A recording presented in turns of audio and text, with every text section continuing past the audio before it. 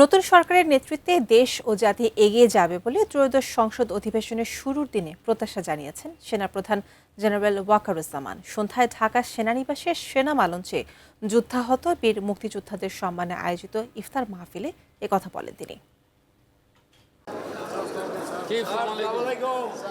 ৭১ মহান মুক্তিযুদ্ধের অসীম সাহসী সেই বীরদের জন্য এই আয়োজন শুধু সম্মান জানাতেই নয়, উত্তর প্রজন্মের যোদ্ধাদের অনুপ্রেরণার জন্যও বটে।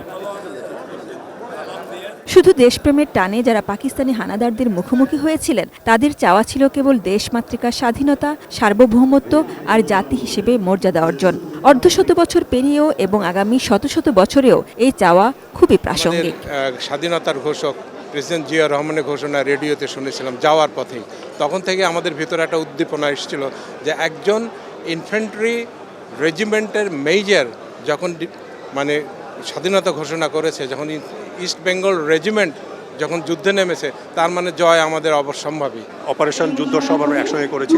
দেশ স্বাধীন হলো, আমরা দেশে ফিরে আসলাম। পরে ব্যাটেল স্কুল তৈরি হলো ঢাকা ক্যান্টনমেন্টে, প্রথম যেটা একাডেমি আমি বলবো স্বাধীন বাংলাদেশে, এবং আমরা সেখান থেকে পাস আউট করলাম। অনেক চড়াই উতরাই পার হয়ে বর্তমান অবস্থাতে আমরা উপনীত হয়েছি।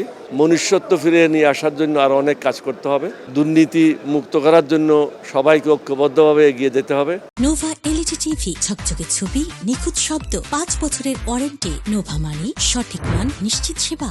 সেনাবাহিনী সব সময়ই দেশের সংকটে এগিয়ে এসেছে। সাম্প্রতিক অভিজ্ঞতা টানলেন সেনাপ্রধান জেনারেল ওয়াকারুজ্জামান। আপনারা জানেন যে গত 18 মাস ধরে আমরা একটা বিশেষ সময় পার করেছি এবং সেনাবাহিনী দেশের শান্তি শৃঙ্খলা রক্ষার কাজে নিয়োজিত ছিল এবং সেনাবাহিনী অত্যন্ত সুশৃঙ্খল ছিল এবং সুন্দরভাবে কাজ করেছে। এটা একমাত্র সম্ভব হয়েছে আপনারা যে সেনাবাহিনীর যে ফাউন্ডেশন যেটা রচিত করেছেন, সেই ফাউন্ডেশনের ফলে আজকে এই সেনাবাহিনী এভাবে দৃঢ়তার সাথে তাদের কাজগুলো করে গেছে। ত্রয়োদশ জাতীয় সংসদের অধিবেশন শুরুর দিনে নতুন সরকারের প্রতি সশস্ত্র বাহিনীর প্রত্যাশা তুলে ধরেন তিনি। ইনশাআল্লাহ আমরা অত্যন্ত সুন্দর ভবিষ্যৎ কামনা করছি। এখন একটা গণতান্ত্রিক প্রক্রিয়া আমরা চলে গেছি। নতুন সরকার আজকে প্রথম সেশন ছিল, এখানে সব সরকার এবং বিরোধী দলরা ছিল। একটা প্রাণবন্ত সংসদ দেখতে পেলাম। ইনশাআল্লাহ দেশ এবং জাতি এগিয়ে যাবে এই রাজনৈতিক নেতৃবৃন্দের নেতৃত্বে। এই সরকারের নেতৃত্বে ইনশাআল্লাহ দেশ এবং জাতি এগিয়ে যাবে। সাজিদা সুইটি, এটিএন নিউজ, ঢাকা। সবাই ভালো থাকেন।